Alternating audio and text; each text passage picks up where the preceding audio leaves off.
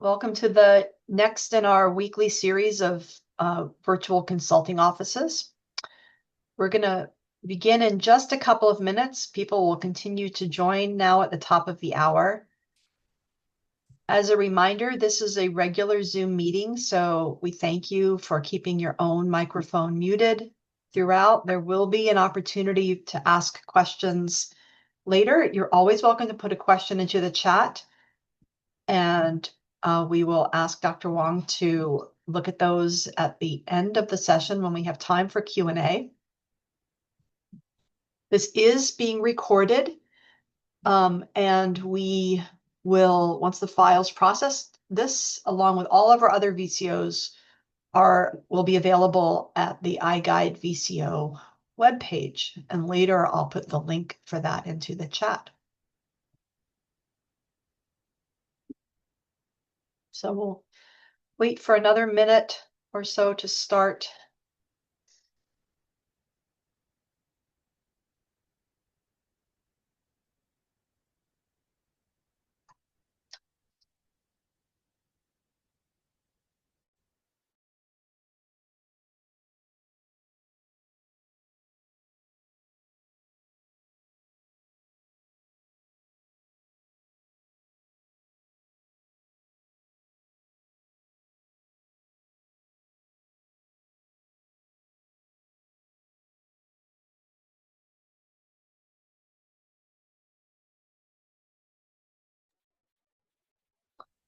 Okay, again, my name is Diana Sinton. Welcome today to joining us in our series of virtual consulting offices.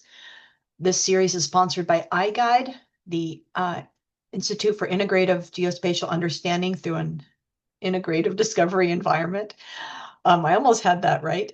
And we like with our VCOs to share information from our community, right? Today, we are very excited to be able to have Dr. Cece Wong present the work that she's been doing. She is one of the 5-member cohort of a community champions group that we have that iGuide supports each year in association with UCGIS, the University Consortium for Geographic Information Science. So she is one of the community champions, and they've been working on some curricular materials this year. So that's what we'll be able to hear about today. This is the first of 5 different VCO presentations by our 2025-2026 cohort of community champions, and all of those other scheduled ones are also up on our page. I'm going to now stop my sharing, Cece, so that you can take over with that. Sure. And again, we welcome you. Cece's a teaching faculty at University of Southern California, and she will be further introducing herself and talking about her work. Thanks very much, everyone. All right. I will take it over. Thank you, Diana and Anand, and as well as the entire iGuide team for providing this opportunity and also doing all this kind of coordination and work to have this converged curriculum launched online. So that's actually it's a joint efforts of everyone. So I'm very happy to have that opportunity here to share a little bit about this course. So it's a regular course that we have been delivering at USC over the past several years. And so by right now, we kind of convert the entire workflow of the course as well as tutorial, everything to be online by using the iGuide platform. So that's very interesting process. And so right now, basically, it's fully online and welcome everyone to download and play around the data and the package. Okay. So I'm gonna first introduce the course profile. So if you log in the iGuide platform using your university's credential, and so you will be able to see this course profile. So my project entitled as a spatial distribution modeling using Maxent, which is the maximal entropy model to predict suitable area for future crop cultivation in Hawaii, which is basically just a pilot study. You can switch to any study region of your interest by using this model. All right, so if you cross down and you'll see there's a little bit instruction here, and you'll see there are three key elements in this course profile. The first one is slides. That's the one if you click on, and which I will introduce more at a later stage. And another two elements, those are also linking to, one is the online datasets, which has been also posted on the iGuide platform. So you'll see the data, how it looks like, and that online repository to access this data. And also you can download here. So that's second element. And the last one is that Python notebook, which can be also run by using Jupyter Notebook or any other types of the kind of the Python based platform. All right, so that's how it looks like, the notebook, and it comes with instruction, explanation, and the code, and you can run the code online. So one good thing about iGuide platform is basically all the packages have been installed in the back end. So you don't need to particularly install anything if you're using this online version. But if you download and run that one locally in your laptop, then you have to reinstall all the package and make sure that it runs smoothly. All right. So, but later on, after I finish my presentation of the lecture slides, I will come back to revisit this notebook, and I will also do kind of little live demonstration if there's time, right? Because it takes about 10 minutes to run the whole package. Okay, so that's basically three elements here. All right, so let's go back to the course content. So let me switch to presentation mode. Okay, so yeah, so that's a topic. Oh, let me switch that one over. And that bar over here. Okay, great. All right, so yeah, let me first introduce myself. So my name is Cici. I'm an associate professor at a Spatial Science Institute, University of Southern California. So this course, spatially distribution modeling by using Maxent, is usually taught in our course SNCI 583, which is the advanced level of GIS simulation and modeling course. All right, so as required by the iGuide, I put the first three lecture slides as a high-level summary. First one providing the key concept about what is a Maxent model and what is this course, the kind of the focus of this course. So basically, SDM, species distribution modeling, is a methodology that utilizes environment data and known the location of a species, which is usually a point layer, to predict what it can grow and live in the future. All right, so that's kind of the purpose and the goal of SDM. So the key idea here is that environment conditions, such as climate conditions, soil, and the landscape, land use, land cover, those environments shape where the species are likely to live, growth, and the computer model can learn this relationship in order to predict what's going to happen in the future. All right, so the students can utilize the past records of the crop location and the environment data to create a map showing which are the region most suitable for growing that particular type of crops in the future. That's the three key concepts involved in this curriculum. And by providing an example, so such as in the domain of ecology, so the wildlife ecologist, they usually collect the field data for observed present location of one particular, say, vegetation. And they need to estimate this species present in a broader study region, which is basically they don't know. And using the known present location and providing underlying environment factors, such as those are usually the raster layers. The ecologist can model the species present and create a map. Usually we call it a suitability map, showing the predicted location where the species is most likely to be found in the future. So that's one particular example. So in our tutorial, at a later stage, which I will introduce, we will be using coffee bean as one particular example. But you basically you have the freedom to switch to any types of the species of your interest. All right. So for the students, usually we ask them to consider a couple of questions in the very beginning.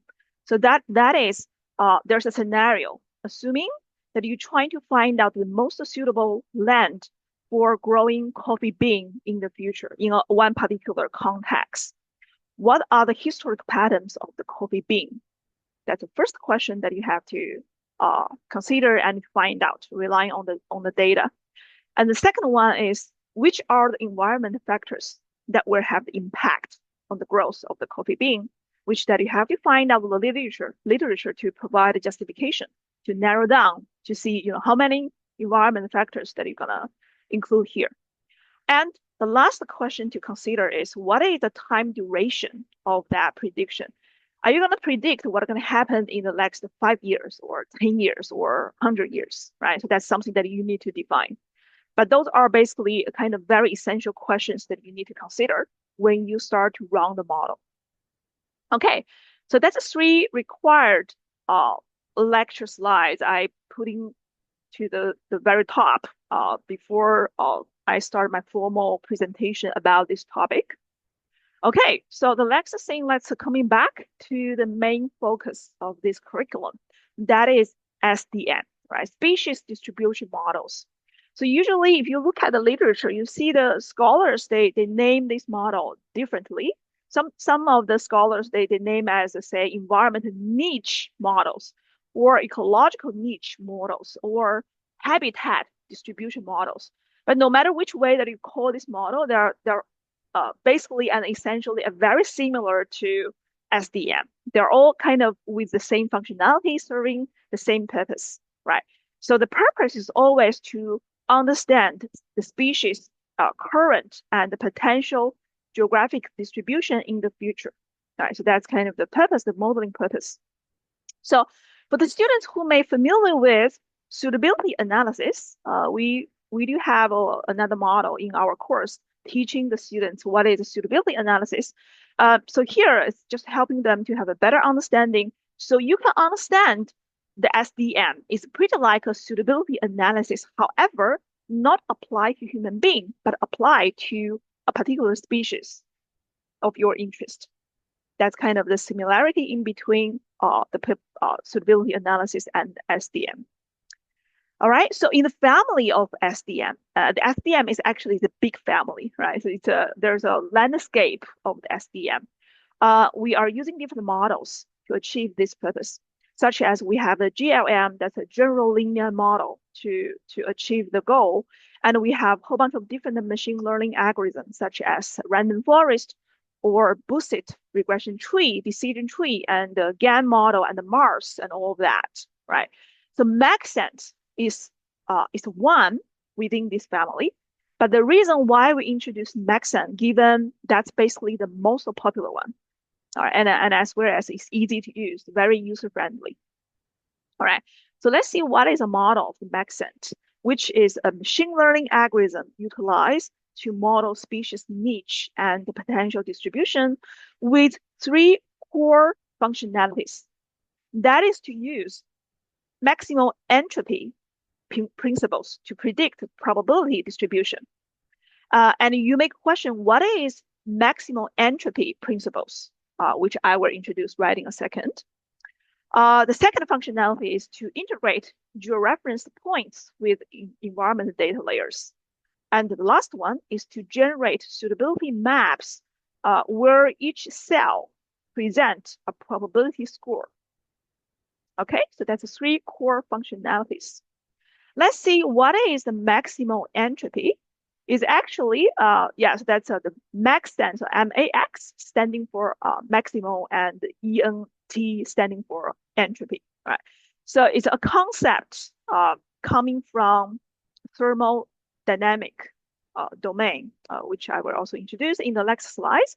But yeah, that's actually that's a spare out name for Maxent model. and is known as one type of the deductive modeling technology that utilize present only concurrent data and along with environment variables to derive a probability of the occurrence or potential suitable habitats. So the concept of entropy has been long lasting in the domain. It's actually utilized to describe a natural phenomenon or a natural process changing from ordered status to a disordered status in an isolated system. It was originated from the thermodynamic discipline, representing unavailability of the system's thermal energy for conversion into a mechanism work, often interpreted as the degree of the disorder or randomness in a system. So you can consider, say, right now we have a container containing a whole bunch of different gas molecules with a lot of efforts, compression and control the air pressure, all kinds of different controlling factors. We would be able to control that molecules in a very ordered status in this way, right? But after we remove all these conditions, it just naturally becoming to be more disordered and it comes naturally spreading out to occupy the entire space. That natural process is actually referring to entropy. And that disordered, kind of the ending phase, that disordered status involved the minimal efforts. But so that's actually basically what happened naturally in reality, right? So that's a concept. We apply that concept of the maximal entropy into that Maxent program. We basically express that entire process by using a basic entropy equation as a machine learning algorithm to estimate that species geographical distribution. So pretty like the figure shows here, integrating all the data eventually to get a map of probability species in the future. Okay, so that's basically the first 10 something slides is about the preliminaries of the Maxent model. So right now, starting from here, we're gonna look at the practical end in terms of infrastructure setting and the parameter setting of the Maxent model. All right, so the first thing that we have to understand is Maxent model can be definitely able to model something in 3D. Actually, the data that we retrieve and put into the model is coming from the real world. So it can involving, say, like elevation. We're collecting the location of that particular species in a mountain with different elevations. So there are actually they can be if we look at that vertical profile of that distribution of that species is actually it's a 3D, right? But we do a projection to convert the 3D model to be a 2D. It's a flat 2D present model. And then we involving the environment factors. Say in this case, we taking into consideration of the elevation, even though they're kind of the vertically distributing different levels. But we taking into account of that elevation and together with other environment factors all here and put it into the model, right? After the model generates the results, we can convert it back to a 3D profile. So that's kind of the entire process we follow. The first thing, and the second thing is actually is a reflecting of the advantage of Maxent model. That is, the Maxent model is only utilized that present only data, and how that matters. It actually is linking to the sampling process. In reality, for the researchers and the scientists, there's no way to collect all the data showing where that particular species are present and where they are not present, right? We can track how they move around. We know they're present, but we don't know where they present. But in any of the machine learning models, if you can provide the counterpart, which is basically much better, right? But here in the Maxent, we don't need to concern about that counterpart. We can just ignore that part, given its sampling process is too difficult to achieve. We can only utilize that present only data, which is kind of a simplified version of the reality. All right, so the next thing is about the background sites. So you'll see, for example, here we have a whole bunch of different species location, and for the model, they need to collect the data showing the environment factors. But the environment factors, which is usually a raster layer, they're fully spreading out to the entire study region. In order to reduce the computational workload of the model, so we can set up a sampling process to let the model only randomly select the background sites across the study region, not necessary to utilize all the pixels in that study region, right? So that's the background sites. So basically, it's a sampling process, a random selection of the environment factors based on the setting of that background sites. All right, and the next thing is about feature functions, which is one of the most important elements in Maxent model. So the feature function here is pretty like a rule setting, the factor or the rule that are usually utilized in deriving a model in Maxent. So the feature here is usually understood as a function describing the values across the particular data sets. And in the Maxent model, it has been provided at least 6 different types of feature functions. So let's see what are the 6 ones. So basically, depending on the relationship in between species distribution and environment data, if that's the relationship in between these two, ending up with a linear pattern, so you can go straightforward to set up the feature function as a linear, which is the first option, right? That's a linear pattern. And the second one is a quadratic, which is kind of reversed U shape. And we also have the product, which is the 2-line. Right. And the threshold, which is ending up with that, kind of steps, steps, threshold. And the fifth one is a hinge. So that's, with decreasing relationship and then stable relationship, there's a threshold. And the last one is the categorical. Yes, we can also apply Maxent model based on the categorical data input. So we have 6 different models that you can play around. So that's actually linking to the fine-tuned model. We usually starting from linear pattern as a default, but you have the freedom to change that feature function setting to fine-tune the model. Sorry about the light. I'm sitting here without move, so it will automatically shut down. Okay, right. So the next thing, let's move to the modeling output. So the Maxent, they generate a whole bunch of different modeling outputs and outcome. So one of the most important understanding were that response curve. So that response curve showing the relationship in between species location versus one particular environment variable. So in this case, it's showing, the present of that particular species vs the one factors. Yeah, but you can read. So if you have like 10 different environment factors, you are ending up with 10 different response curves. All right, and probability density map, which is another output of the Maxent model. So a good thing about Maxent is they actually provide 2 different types of the probability density map. One is showing the background sites categorize the available environment within the study region.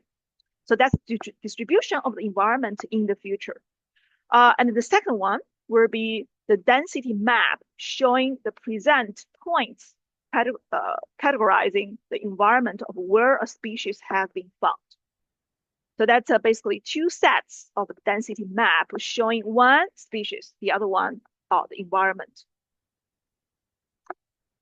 All right, so the next thing is a regularization. So that's a fine-tuned process relating to one particular setting of the parameter.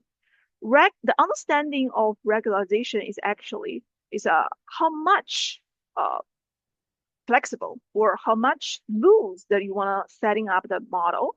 Such as if you're using the Maxent model, there's a parameter named as a regularization degree, like a RF. You can change the number over there. So the lower number means that you set up the model to be very strict, maybe not generalized to fit into the all different types of data. And you can consistently change that number to be very small to be very large. The higher number that you have means more generalized the model can be. All right, so that's another parameter that you can play around in order to fine tune your model. Okay, so one last thing is about the software environment of the Maxent.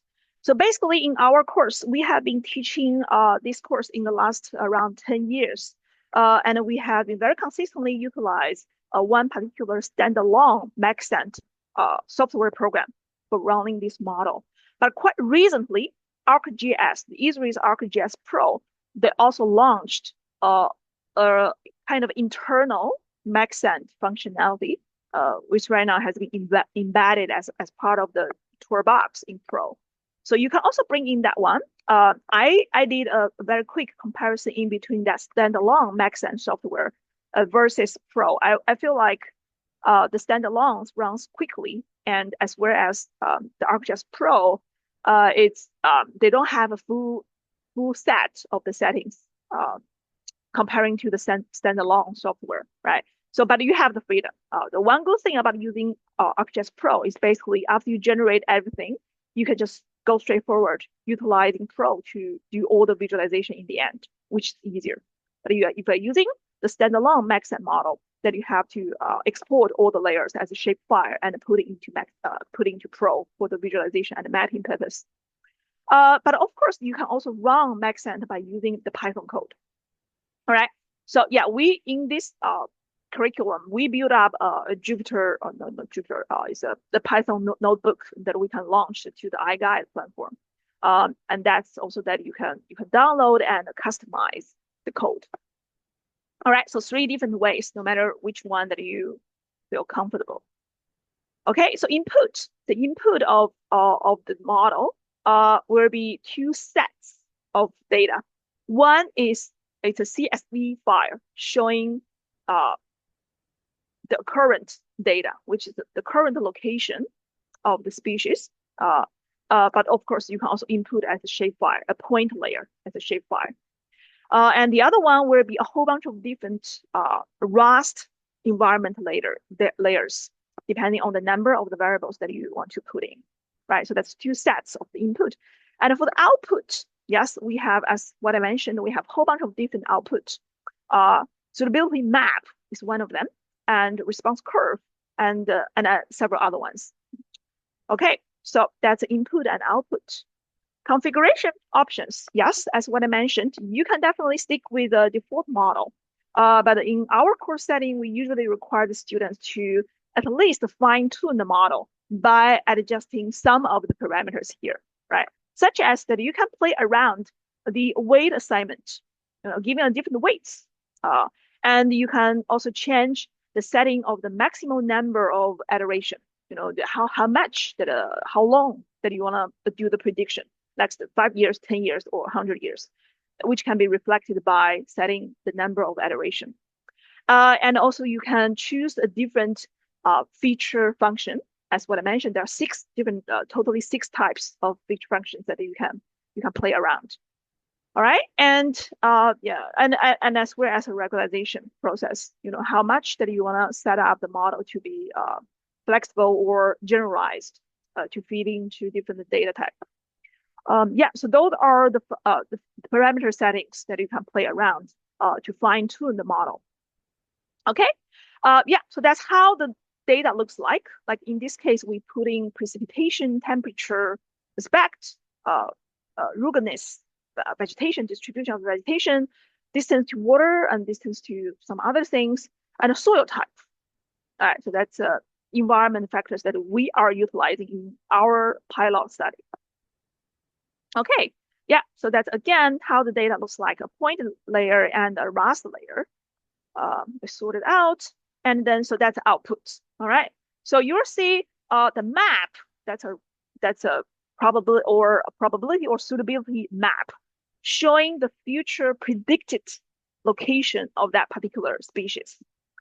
Together with the map, we also got a whole bunch of different figures, such as we have a figure showing the modeling accuracy, indicating the omission and commission rates, which is two the most important indicators utilized, especially in remote sensing, right? And as well as the sensitivity analysis results and the response curve, right? So we have a whole bunch of different response curve depending on the number of the environment factors. And a variable contribution, that is the feature importance, right? Which factors most important to the future species distribution. And the jackknife of regularized training gain. So that's again, it's showing the the performance of the fine-tuned model. All right, so totally the entire package. So that's containing at least 6 different visual components. Those are all part of the outcome. All right, so the key takeaway in the very end, before I wrap up the course content here. Yes, so basically, in terms of the environment variables, it is not always the more the better, right? So you have to read the literature or seeking for some of the theory guide you through to the selection of the environment factors, right? It's not always the more the better. We play around the model. Sometimes if you adding like 100 of the variables or many makes it very complicated. One thing is we're much extend the computational workload. The other thing is where the model will not that accurately predict which one is the most important factor. All right. So I would say keep kind of mid range of the number of the environment layers that you're gonna utilize here. Second thing is pay close attention to the fine tuning process, right? You can change the RM, that's a regularization level. You can change the feature class, which is the feature function. And you can also change the data partitioning, the split of the training datasets and testing datasets. But each time when you adjust any of the parameter, you're trying to adjust one of them by holding the rest of the parameters remain as the same, which is kind of the straightforward strategy we usually utilize in fine-tune the model. So in that way that you understand which factor is gonna play the most important key in that fine-tuning process, right? Because there are so many parameters that you can adjust once, right? And as well as in terms of the output, it's showing the relative probability, and so it's a relative to each. So the value saved in each of that pixel, it's a relative to other cells within the model, right? So not the probability of the species present. So when we say that's a probability of the species present, it actually needs to be tailored into that particular context, which might be not comparable to the model apply into a new context. All right. And as well as the evaluation metrics can be quite challenging. That's, again, back to the entire process. If you're making that fine-tune process very complicated, then, that's what you get. The evaluation process will be also quite challenging as well. Okay. So, right. So that's basically the model setting. So let me very quickly go through the one particular pilot study I provided here that you can run using the notebook I provided online. All right. So in this case, we focus on one case study that is using Maxent to predict which the area is most suitable for growing crops in Hawaii, Big Island. So that's a context. So in that tutorial, you will be given a whole bunch of different data. So that data containing the historical location of the cropland. That cropland is actually, if you look at the attribute table, you will see there are at least 8 different species. You can select the one of your interest. For many of our students, they select macadamia nuts, given quite famous especially in Hawaii, and as well as that one with the most the largest number of population points, right? So that can be a good choice.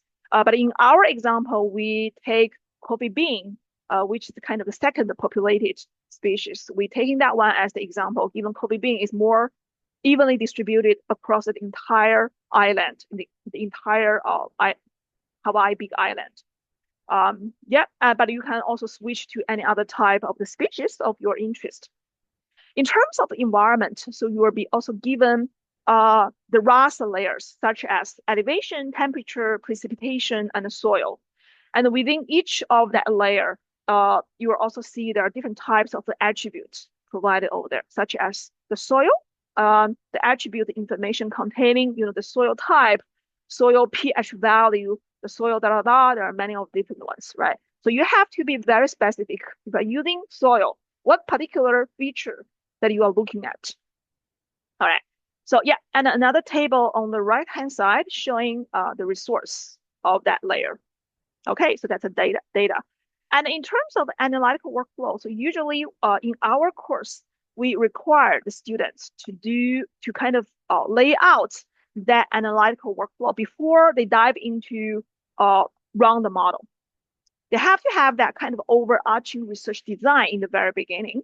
So here, that is one coming from one of my students. So that's very nice example showing the entire procedure of running this model, right? How you collect the data, how you process the data, such as you have to project the data based on one particular projection system, and putting the data into the model. And first, starting with a default model, which is, you stick with all the settings as a default without changing anything. And the second round will be a fine-tune the model. It may involve several rounds of fine-tune, depending on how much that you want to change all the parameters. And so eventually you will get all the models, but you're gonna evaluate the modeling performance using some of the indicators here, such as our IOC, AUC, different indicators. So eventually we will find out the best model suit into the data sets and start to do the mapping and the visualization and the data interpretation in the end. Right? So that's the entire process. Okay, so that's the final results. So you'll see there are purple points showing the current coffee bean location. So that's a current one. And so the background raster layer showing the predicted probability of the coffee bean, basically, where they were large likely to grow and live in the next, I think the setting is 550 years later. So that's a duration of the prediction that we set up. All right. So you'll see the yellow one and the red one is showing a very high level of probability. Right, so that's basically spreading out to the east coast and the southern coast of the Big Island. All right, that's the final map showing that probability, and as well as there's one on the top. So that's a prediction map, which is the most important map in the modeling outcome. Okay, so that's one last slide of my lecture, and let me quickly. Okay, so let me exit that one, and then coming back to that tutorial, which can be run by using the notebook. Okay, so that page that you will see, run the notebook, which I will not click, given it will be running and frozen for around 10 minutes. But you can play around. So if you quickly go through the notebook, there's title, introduction, and the setting, particular projection system that we set up, and it comes to the second part. Okay, so the second part is showing import and environment setting. So that's where you're gonna install all the package and import the package as well. So after you've done that environment setting, the second step will be input the data. In our case, that's a distribution of the coffee bean. And we also providing that instruction here, and yes, so eventually you will see that's a distribution of that species. All right, so we focus on the coffee bean as the second populated species here. Next one, so the next one is, yes, that's generate a map showing the current location of that species. So you will see that's fully spreading out to the entire big island. So that's the reason that we want to utilize the coffee bean as a pilot study, even comparing to the macadamia nuts, which is more concentrated in one side of the coffee bean of the big island. The coffee bean is kind of more evenly distributed here.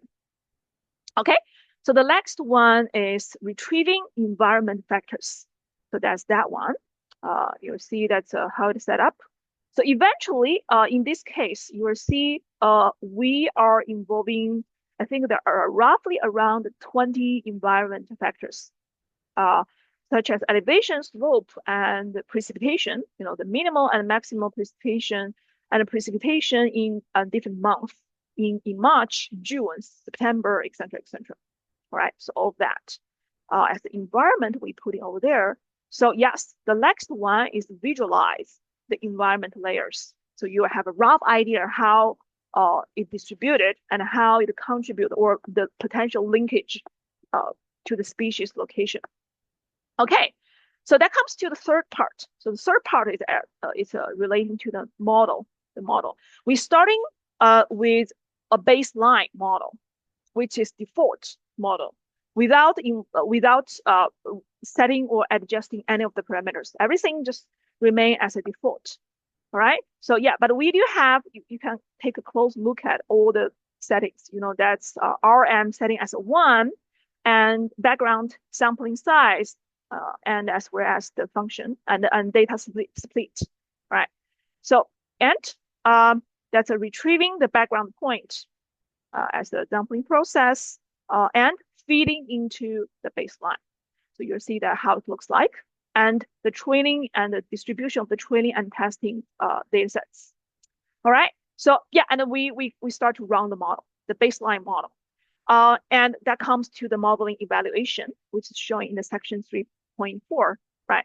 So we're using, in this case, AUC and ROC as the evaluation metrics, which are basically two curves that you will see here, right? So the understanding of this curve is if any of that, the curve, the line is higher, means a better modeling performance.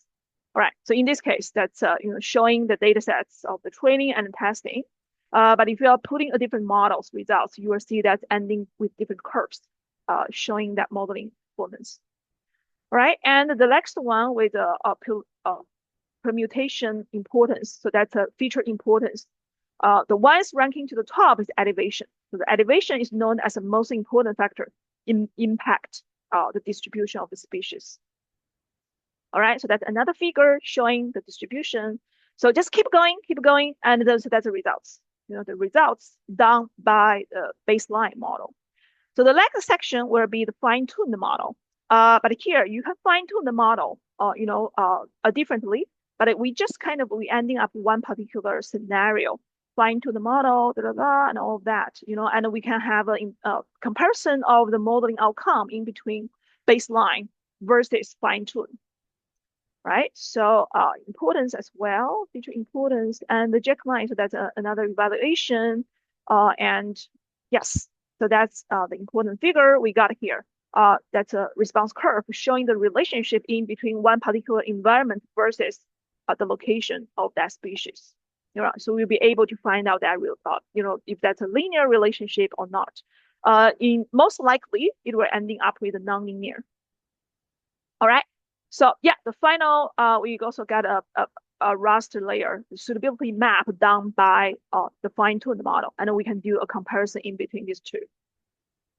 All right, so yeah, another output and a summary of the key takeaways. So basically that's the content for the entire notebook. Yeah, so that's the end. So again, you are very welcome to download our notebook and data to have a try, no matter it's locally, or you can take advantage of the iGuide platform to run the model to see what types of outcome that you can get, and you can also, depending on the knowledge, that you can customize all the settings and then maybe switch to the data that you have. So that's the way that we can duplicate the entire workflow and apply to your study very easily. Okay, I think that's all I want to share today, and welcome any questions and comments. Thank you, Cece, very much for this. Are Thank you, there Diana. questions from the audience right now? While we're waiting for one, I'm going to share Do I for a need to minute stop the sharing? sure, yeah. There we go. Let me share my screen just for a second here, and I'm going to show here the what we were able to hear today is Cece describing her component of that's all been collected as one of these open educational resources here on the iGuide platform.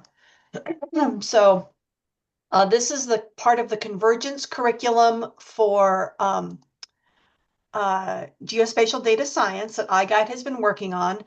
One place, and Cece described how you need to go ahead and log in. It prompts you to the CI logon page where your university logons are the best ones to use because they'll authenticate well, and you'll be able to get access to full features much better than if you try to use a Google or other type of non-university logon.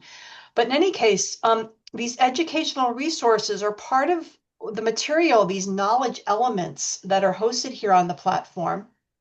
And here you can see from the 35 different collections that are here now, uh, the full collection that Cece's been talking about here. So again, from here, this includes the slides, which she's shown. It includes the notebook, which she showed how you can run through, and the data set itself. So not every open educational resource has well, they should. Every open educational resource here should have all three of those components because that's what really allows you to have the materials at this level. The intent for this part of the convergence curriculum was that instructors out there would have a slide deck they could refer to, and a hands-on activity. And of course, that hands-on activity might draw on a particular data set that's provided here too, a GeoAI ready, an AI ready data set. So this first one, as I said before at the beginning of this, CC's is the first of the 5 UCGIS community champions this year whose materials are up here in this full collection, but the others have begun to be added as well. I'm not sure if any others are fully up here yet. But over the next few weeks, as the community champions share their materials, you'll be able to have the same collection of slide decks and notebooks and data to be able to use in your courses. And one more thing I'll show here. Oops, and I just have to get the link to the right one. Go to the regular iGuide website. And here you can see the convergence curriculum. And this page will have to be updated with the new ones that are here. But as a reminder, this convergence curriculum for geospatial data science that iGuide has produced under the direction of Eric Shook from University of Minnesota, each one of these different topics it includes the types of things that Cece's been talking about. So CC's will be added to this webpage as a community contribution, and it will have the 3 hours worth of content that she's been highlighting today. So we're excited about this. These links here point you back to the platform because the platform is the space from which these executable notebooks can be accessed and can be activated. So that's the story with these.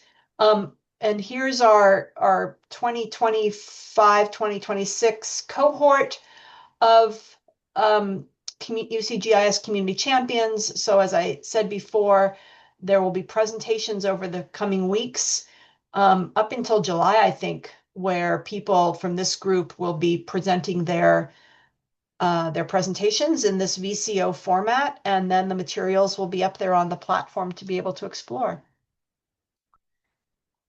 Are there any questions about the Maxent modeling work that Cece showed, or about iGuide or the Community Champions program? it's a lot of exciting stuff happening right now. This is kind of when everything's coming due. We have our spatial AI challenge underway that has 9 or 10 different teams whose materials are being evaluated, and all of that will also be up on the platform, available to be used. There's this curriculum that's being expanded right now.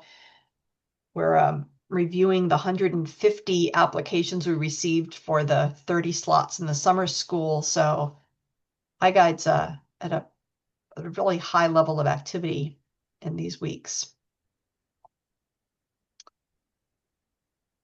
Well, I would say that Cece's presentation was super clear, and we're excited that this content is there available to be used. So if there aren't any other questions in the chat, or anyone who might feel would like to raise your hand or turn off your microphone, we can wrap this up. Oh, I also want to share a little bit about the student experiments in Oh, our class. yes, please Right. do. Yes. Yeah, so we asked them to test out iGuide platform. They did, and then they really love it. And they feel it runs very smoothly online, and it's easy for them to log in, and they can also download all the resources, the entire pipeline and the data, and they can be easily tailored into their data.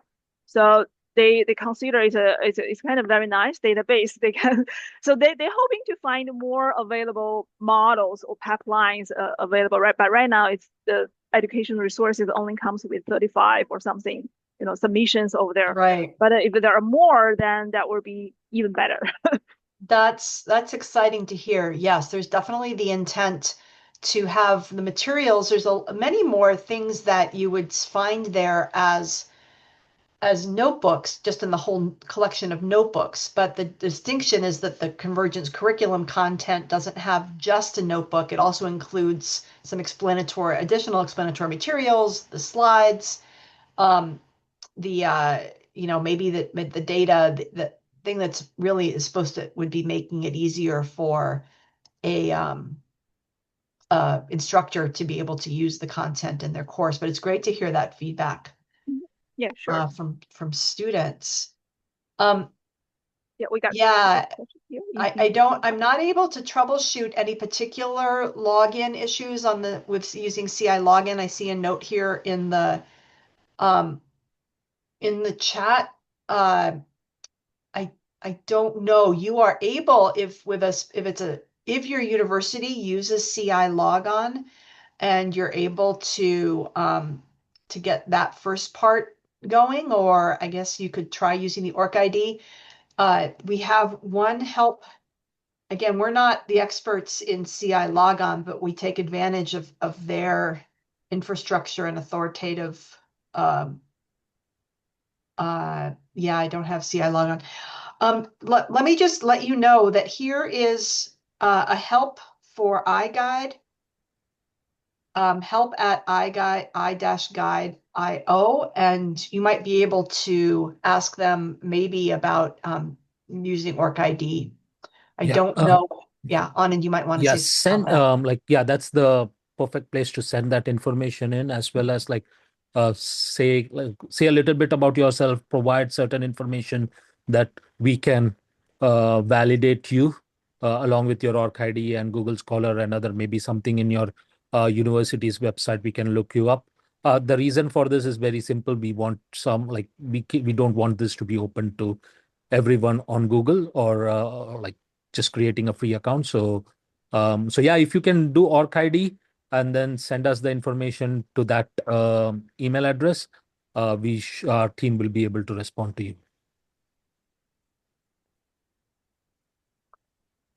All right. Super. Well, thanks everyone for your attention to this. Thank you very much, Cece, for highlighting this. It's very exciting to have the contributions on the platform. And we stay tuned to the VCO webpage. You'll see other ones that are being announced on a regular basis. Thanks very much, everyone. Enjoy the rest of your Wednesday. Yeah, thank you, everyone. Thank Bye-bye. you, CC.